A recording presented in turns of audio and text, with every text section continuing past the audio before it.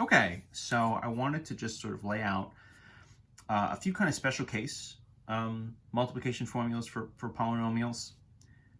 In general, you can always just do the multiplication, use the boxes, and just sort of multiply everything out, and that's totally fine. But there are a few that kind of have nice patterns that we'll sort of see showing up semi-regularly, and it can help speed things along if you kind of recognize them. So the first one is what we call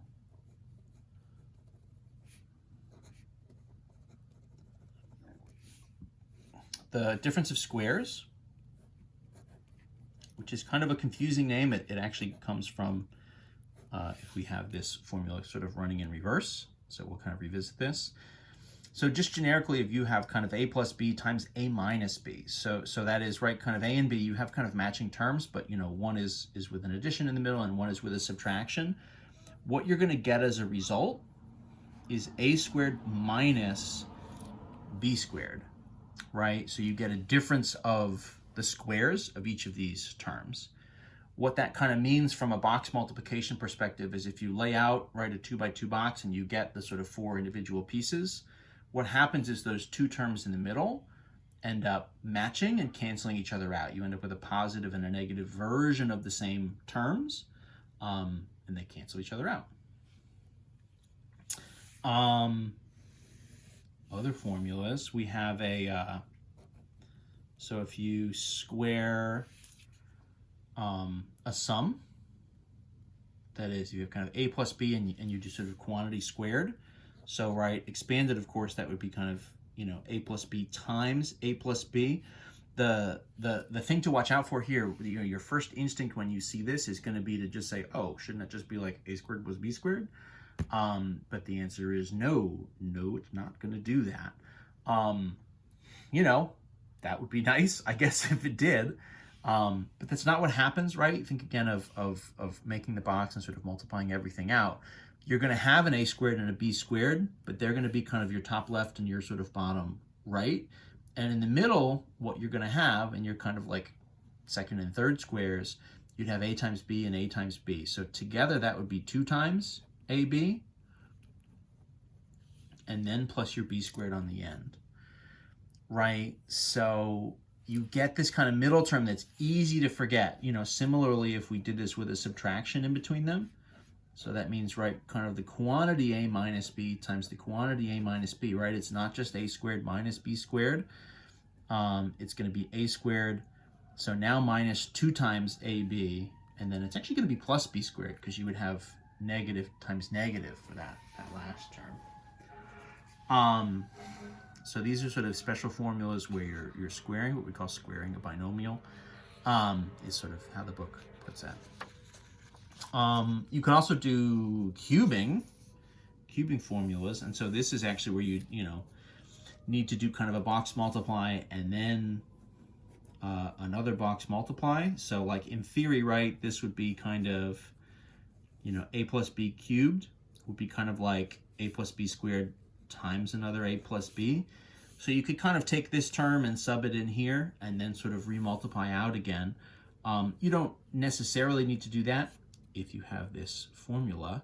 What the result is here is a cubed plus, what's it going to be, 3 a squared b plus 3 ab squared plus b cubed. You know, this exists. We're not really going to use this tons and tons. Maybe ever. We're not really going to see this super often. And then there's kind of a matching one for subtraction, a minus b, right, kind of quantity cubed. So in theory, right, that would be, right, kind of a minus b squared times another a minus b. So in theory, right, it's sort of this formula kind of copy and pasted down here and then sort of multiplied out again. The result from that would be a cubed, you know, similar looking, kind of minus 3 a squared b plus 3ab squared, and then minus b cubed.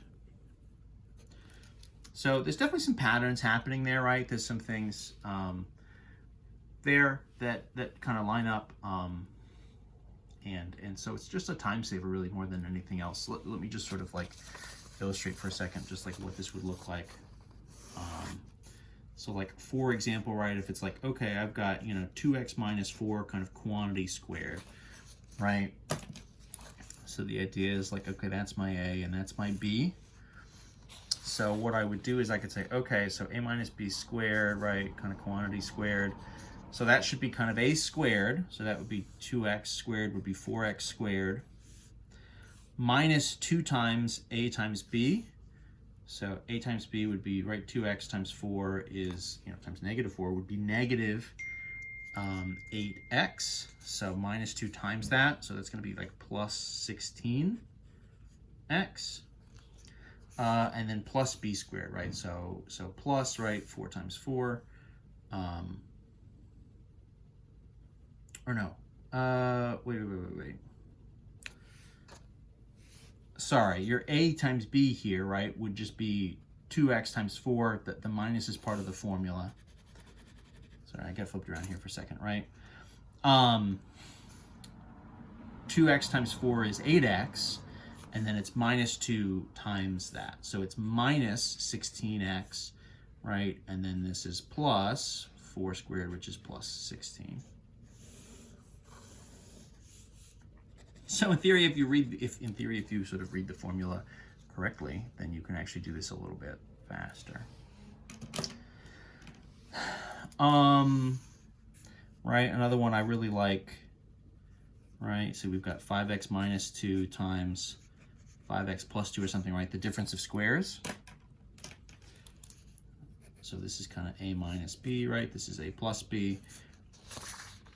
The order here is not really important. You can have whichever one first. And so we should get just the difference of the squares of the result here. So this should be A squared, right, would be 25x squared minus B squared, 2 times 2, would be minus 4. And that's that. So, if we kind of have these formulas at the ready, if we kind of have them handy, we can use them. It's fine. It works. In theory, you can always just multiply everything out. So that also works kind of as just like personal preference. In any event, I wanted to make sure we've sort of seen them. So they're here. They exist. Now you've seen them. We're going to do one last video here where we talk a little bit of sort of polynomial operations if we have multiple variables. So we're going to look at polynomials with sort of x's and y's together. So that'll be our last video for P4. Wrapping up.